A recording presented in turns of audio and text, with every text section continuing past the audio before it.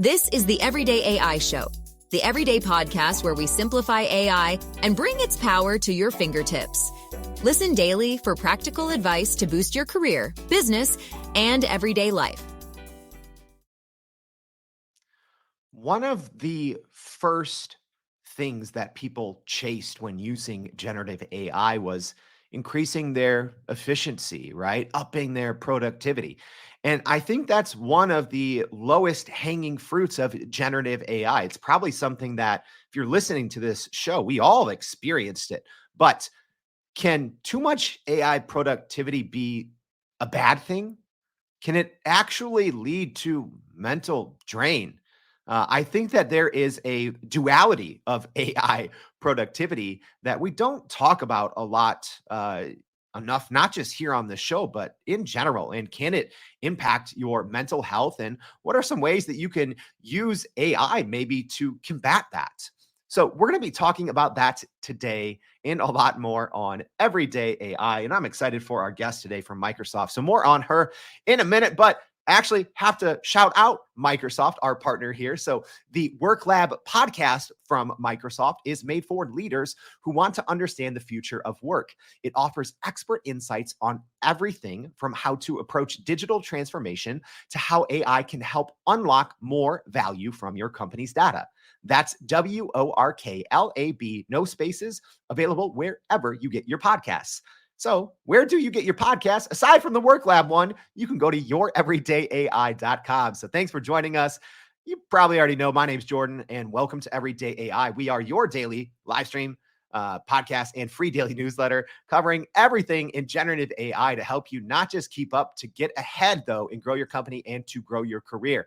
If that sounds like you are definitely in the right place. Go to youreverydayai.com, sign up for that free daily newsletter. But while you're there, go ahead and check out. We have like 400 episodes. Everything's free. Learn from the leading experts in the world. All right. Before we get started, let's do as we do every single day and go over the AI news. Hey, live stream audience, we got a secret poll. Let me know.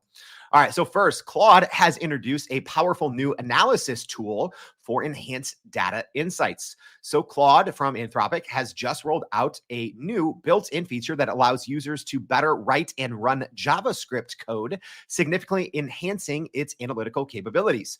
So this tool is now available to all Claude AI users in feature preview, marking a pretty notable advancement in how users can interact with their data. So this analysis tool functions as a code sandbox, enabling Claude to perform complex mathematical computations, analyzing data sets, and generating real-time insights. So this feature allows Claude to systematically process data, cleaning and exploring it step by step to ensure accurate results, moving beyond abstract analysis. So users can upload various types of data, such as customer interactions, global sales figures, or financial data, if you have access to do that, right? Always check, prompting Claude to deliver more tailored insights that can drive decision-making.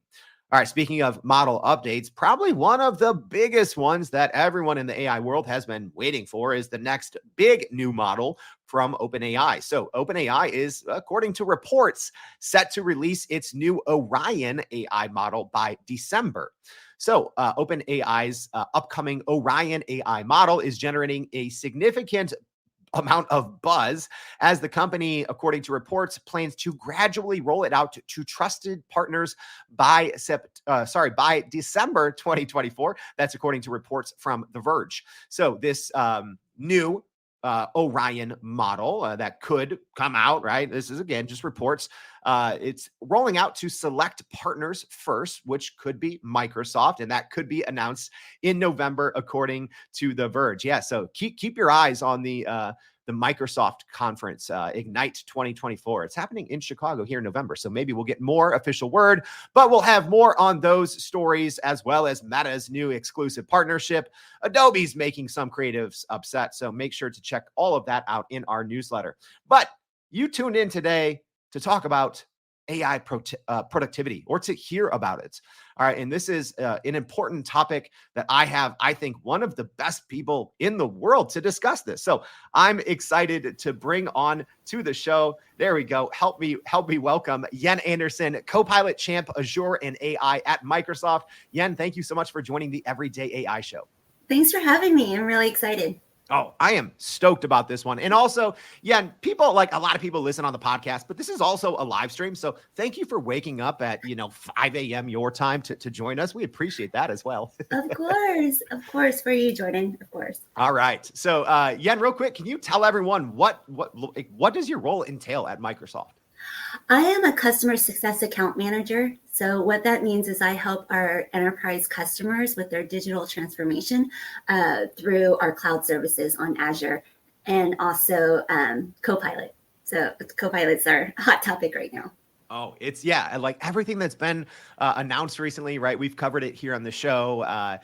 Earlier this week, Satya Nadella, Microsoft CEO, kind of previewed the Copilot Studio, and we have the now Copilot Wave 2. All of these new announcements. It feels like there's this tremendous buzz now, right, with all everything that Microsoft's been able to accomplish. But Yen, maybe if you could even walk us through a little bit, what are you doing? Like, are you training employees internally? Are you training employees externally? Can you take us a little bit behind the scenes?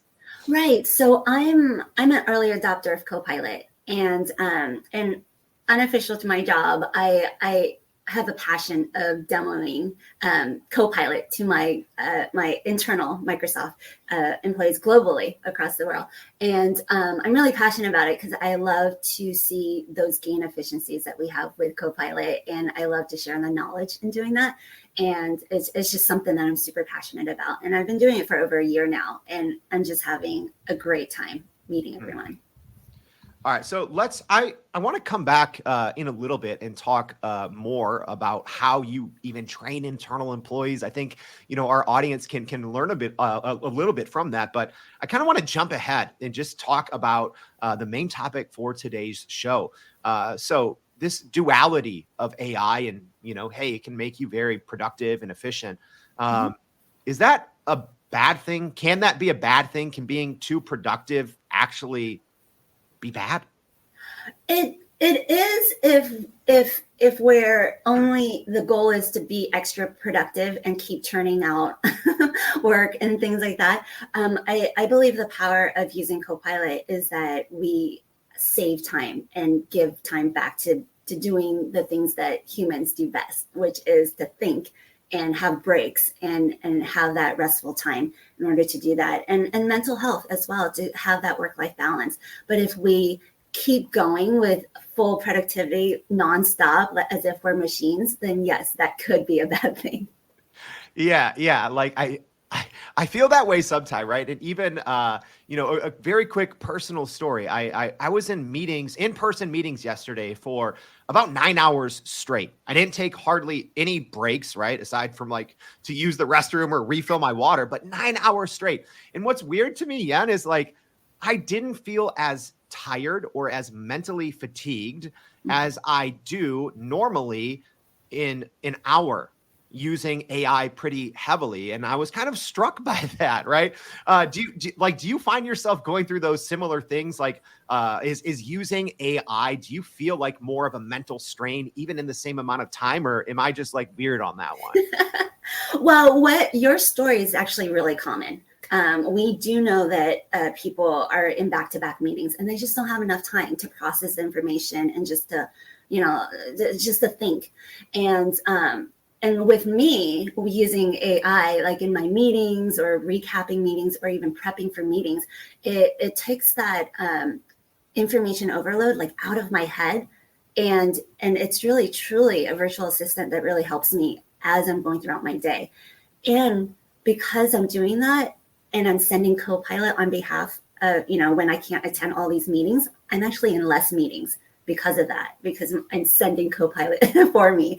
And that means that I'm not falling behind my work. I still have all the information. I just have this virtual assistant now that's helping me. And most importantly, I don't feel that burnout. I don't feel that the 9-hour days and feeling like I can't process information. I have Copilot now to help me with that. Yeah, no, that's huge. And, hey, real quick live stream audience, if you do have a question for Yen, please get it in. I'm super stoked. I was very persistent in asking Yen to come on because I know so many of you guys always have Copilot questions. So now's your time to get them in. But, Yen, can you maybe even walk us through a little bit of your own journey personally, right? Using, Copilot and generative AI in general. How did you kind of deal with this maybe productivity shift, right? I think for some people, it happens pretty quickly. And then they just, oh, well, now they just double down and they're just working more and more. And, some people find like a good balance. But maybe could you even walk us through your own maybe early journey of using, Copilot or any other AI tools that you were using? And then how do you continue to try to find that balance of productivity, but like mental clarity? Right. Great question. So I was an early adopter of ChatGPT. I was actually hired into Microsoft the same month that ChatGPT was announced to the world. I was super, super excited. And I started using it to actually write bedtime stories for my kids. It is a very common use case, right? And I just was blown away by it. And so I had this like hunger to learn more. So I started going on forums, meeting influencers, things like that. And then a few months later, Copilot was announced by Microsoft. And I thought, oh my gosh, this is a game changer. Enterprise tools with AI in there. Oh my gosh. And so what I did was I was very intentional about how I would introduce AI into my daily workflow. So I wrote down 2 columns, things that I wanted to keep doing myself, and then the other things that I wanted Copilot to do for me.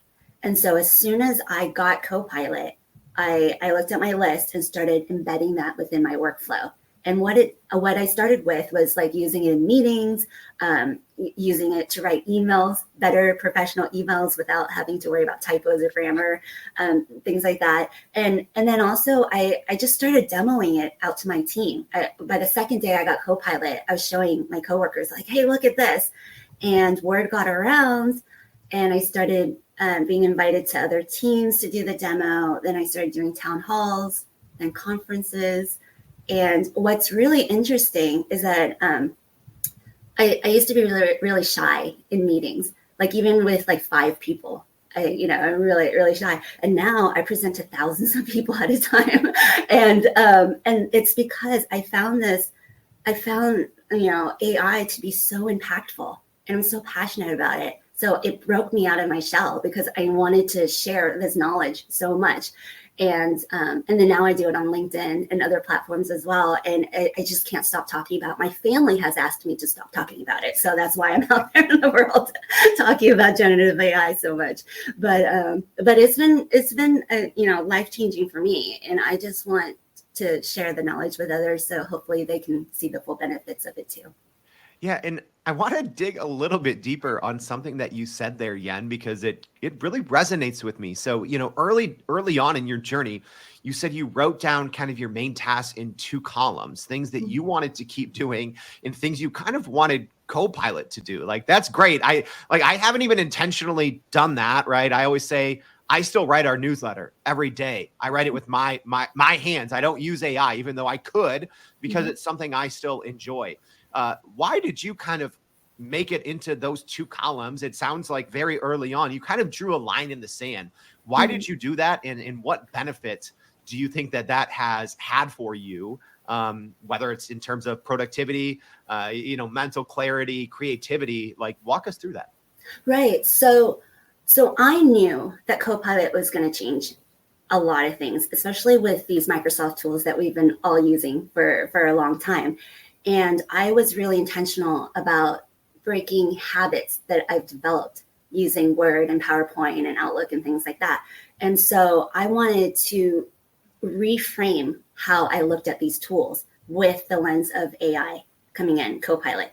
And so in order to do that, I needed to observe my work behavior with these tools and then see where Copilot can come in and assist me. So I kind of did that prep work to kind of evaluate myself and how I work in order for Copilot to be invited in and help me. So I was really, really intentional about like reframing my thinking around that. One thing you just said there is breaking habits, right? I almost go through it as like saying you need to unlearn things, because sometimes those habits are maybe good habits, right? But maybe they were just extremely inefficient habits that AI can do better, right? How, like in your experience, because you have trained thousands of employees at Microsoft as well. How can they kind of determine, right? Hey, what should I keep on my kind of human to-do list versus, what should be handed off to AI, if some of those things are maybe things that they're really great at or things that they love, right? Is it still good to do things very manually in an inefficient way if it's something that gives you energy, gives you joy? Like, how can people really, granularly break that down? Right. So this is such a great question. I love that. So we have to remember that we are in control of this, and Copilot is the Copilot here to assist us. So we're not taking the human out of this equation, right? And anything that brings you joy, I'm a big believer on, if it brings you joy, keep doing it, even if it's manual, and you love it, things like that. The great thing about Copilot, it's meant to come in and take care of those really repetitive administrative tasks that, kind of takes up time and you don't enjoy doing it. And so I looked for those type of things. And, as far as like maybe document creation or, brainstorming where I get stuck, I use Copilot to get me to my next level, my human potential level, right? And for me, I found a lot of joy in that, extra joy using AI. But no, like if you love writing emails, if you love writing meeting notes and meetings, yeah, please, by all means, keep doing that. The great thing about Copilot is it's flexible to your needs and what you want to do. And, it's truly your companion, and you use it however you want. You're the pilot in this whole equation. Oh, look at that. Look at that. Yeah. You're the human's the pilot. The AI is the co-pilot, right? Yeah. Just dropping these gem quotes on us. Yeah. And so, one thing you said there is, one thing that you're using it for is to actually push your human potential, right? So I do want to go over here in a minute more about some maybe more practical and productivity focused use cases, but maybe what are some of those use cases that you've seen that actually helps people improve themselves, right? Because I think when we think of AI, we just think of getting tasks done quicker, getting more tasks done, but not necessarily pushing your human potential. Can you give us an example or two of what that looks like? Yes. So what I do is I use Copilot to analyze my work activities. Like, where do I spend the majority of my time? Am I communicating? Am I in meetings? Am I creating documents? So I use it to really have some insights, and then also to manage my energy level throughout the day as well. And so because I have those insights, I can, change my work behavior and activities with those insights to amplify my impact in my human potential. And so I also use it for brainstorming, because with Copilot, being large language model, it has access to so much information, more information that I can hold in my head, obviously. And so the power of like having different perspectives, connecting different dots that I haven't thought about, things like that, and quickly simulate problem solving techniques and, more of those advanced techniques, reasoning techniques with Copilot, it just takes my work to the next level. And that's really what we want to get. Yes, we're summarizing. Yes, we're recapping and all that stuff, but we want to start moving towards deeper insight into our work and getting into that next level of thinking with AI, where it can assist you and get you kind of unstuck. And see from different perspectives. So that's how I use Copilot, like to look for ways where I can think about things a little bit differently and better. Yeah, and maybe, Yen, for those that maybe don't use Copilot a lot, or maybe who their organization isn't using Microsoft 365 and the Copilot integration, how can it do that, right? People are like, wait, how does Copilot know all these things, right? So, how can you just talk to Copilot and it knows, oh, you're spending maybe too much time here, or here's everything you have going on? Like, how does that actually work? Right. So the beauty about Copilot is it's tied to your Microsoft Graph.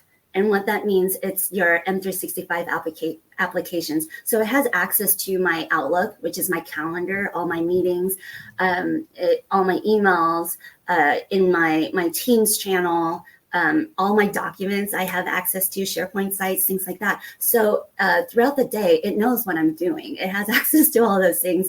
And so when I use Copilot for deeper insights into, what I do, then it just amplifies it just has access to more data than I can pull up myself and go manually searching for it. So it's just fantastic. And the fact is that it's one of the more secure options out there, because it works within Microsoft's security boundary. So that the data never leaks out. Also, the data is never used to train future models or things like that. So you can rest assured that Microsoft has that handled. And so I knew that was a game changer. As soon as it was Copilot brought into our enterprise environment tied to our Microsoft Graph, I knew that this would be so different than anything else that we've had.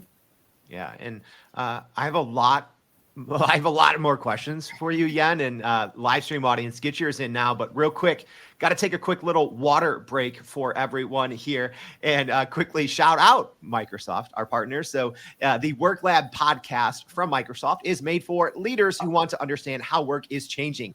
Effective leaders adapt, they stay on top of trends, and they embrace any edge they can get. They learn from the ways technology is transforming other fields and how it's enabling organizations to work more efficiently and productively. So for real world lessons and actionable insights to help you stay ahead, check out the WorkLab podcast. That's WorkLab, no spaces, available wherever you get your podcasts. All right. Yeah. Go make sure you go check the new episode out, y'all, that just dropped. It's great. So Yen, I want to ask, you've trained what? So you said 16,000 employees at Microsoft, something like that. That's yes. Okay. That's wild. That's so many. What have you learned, right? So over the past 2 years, so you said that you started right around when ChatGPT came out, which I love.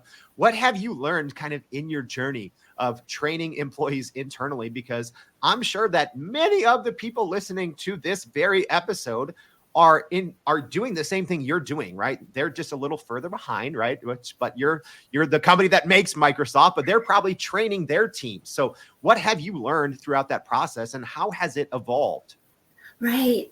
So prompting when we first started was so different, and it's fantastic where it's evolved to today, where it's using more of these advanced reasoning techniques. And it's so fun to play with it. But having trained so many people, I've learned that experimentation is key. Have that sense of curiosity and just try it. I think one of the hardest things is we have these fears or hesitation for trying something new. The thing is, with these chatbots, they're using natural language processing, and it's sort of like having a conversation similar to what we're doing here. And when you interact with it in that manner, this back and forth, have this iterative process and push the boundaries of what these chatbots can do, that's when you see the real insights and get the real value of it. And so if you just prompt one thing, and prompting is like how you message with these chatbots, but if you just prompt and then run, you're not getting the full value out of it. And so I always recommend have that back and forth, have that conversation, have that insight. Another thing that I do is I always ask for variations. If I ask for an email drafted, I'll ask for 10 versions of it. And so I'm the editor. I select the ones that I like, and then I refine it and make it in my own voice. But yeah, it's been quite a journey. But the first step is just to try it, and try it every day. See it as building a muscle. You go to the gym, right? And you want to get really, powerful and do these things. Treat Copilot the same way. Use it every day, little by little, and look for those use cases that will be impactful in your role, and then also share that knowledge out, share it with other people so that they can see the benefits of it too. One of the best things about generative AI tools is the community of learners around it, and the fact that things are constantly evolving and changing, and new features, new models, like everything, new capabilities. It's so fun to find your tribe of learners or your community and just be out there, because there's a lot that is available. You can certainly check out my LinkedIn. I put out a lot of content, but there's great training and courses that you can take. LinkedIn has really great ones. And this is the time for you to learn. And in this era of AI, and it's never been easier to create and produce things. Like, I'm building games with my middle school kids, like, and simulations and dashboards and all these fun stuff. And because this is like low code, no code, you don't have to be a programmer. You don't have to know how to code, and you're using natural language, like a conversation with these chatbots to do things that I never thought was possible. Like, I didn't know that I would spend my weekends building apps and games and all this stuff. And I think it's just so fun. It's so fun right now. Oh, so speaking of fun, we have some fun questions. I'm going to try to do a little bit of a rapid fire here, so maybe we can get to a couple of them. But sabbatical life here, joining us from YouTube. Earlier, you said that you sent your Copilot to your meetings. So she says, trying to imagine how that works. How does that work, Yen? Right. So as long as the meeting is recorded, right, and Microsoft and Outlook, if you can't attend the meeting, just say follow. And then you'll get a meeting recap of the notes and things like that. And so when I'm triple booked for meetings and things like that, I have to choose the one that I want to go to. By the end of my day, I'll ask Copilot, recap the meetings that I wasn't able to attend. So it gives me a nice summary. And so I still have the information. And what's nice is I can interact with Copilot for deeper insights into the meeting. So I'm not just getting meeting notes. I'm having a conversation with Copilot with that information, saying, what does this mean for my role? What steps do I need to take? What do I need to do for the next meeting if I'm able to attend? So it's just so powerful in that way. So I don't have that fear of missing out anymore. I'm sending my virtual assistant on behalf of me. Right. And then that requires that your organization, has Microsoft 365 Copilot licenses enabled for everyone, right? Yes. Okay, yeah. Perfect. All right. Another great question here from Karan asking, trying to talk about how you can use AI to get the most out of it, but to not become too dependent or addicted to AI tools. That's a great question. How can you balance that? Right. So for years, I've been kind of a productivity nerd, and I'm kind of obsessed with like different mental frameworks and systems thinking and things like that. And so I am a believer that we're human and not machines, and we shouldn't work endlessly and things like that. And you're right. Like there is the aspects of addiction, because these chatbots are always available to us. And we have to remember that, they're there to assist us, and we're still human at the end of the day. And humans need rest, and we need breaks, and we need time to just think and process. And we need time with our family and friends and things that bring us joy. Right. And so we have to be mindful of that. And so I set a timer for myself. I also have, a puppy that loves me and tells me that he needs walks and things like that. So, I put these things in place to make sure that I'm, taking care of myself, my mental health and things like that, because it can be a lot of fun. But, we're still human. We still need, our time to take care of ourselves and the people that we love. Yeah, I think that's such an important call out, Yen, especially those that are using AI like every single part of their day, like I'm sure you do and I do as well. Another great question here from Monica asking, how long did it take you to go from simple productivity improvements to real in-depth insights and deeper knowledge with Copilot? Great question. Wow, that is a great question. I think, let me see. So, I say like a couple of weeks or so. I think studies have shown that if you spend about 10 hours, you become pretty proficient with a chatbot. And you kind of learn the tips and tricks and things like that. But I started small. I didn't try to overload my entire system and things like that. I started like finding little things that I can make changes to, and then those little things compounded over time. And so I think I really started seeing the real benefits after a few weeks of those deeper insights, because also I needed to learn how to prompt and how to do it better. But now with these latest models, the learning curve is not as difficult as when we first started and we were trying to fumble around and try to figure out what it was. And now it's so much easier. But yeah, I recommend starting small, finding those little things here and there, and then it adds up over time. Yeah. And I think the compounding improvements, Yen, is especially important, right? As Microsoft and other companies, start coming out with, autonomous AI agents, that are so easy to use, right? And reasoning models. I think that's important. I think we have time for one more here from Cecilia. So she's saying, Yen, love your intentionality and mindfulness. But how did you verify that Copilot was accurately doing what you would have done, and how long did it take you to go through this transition? Oh yeah.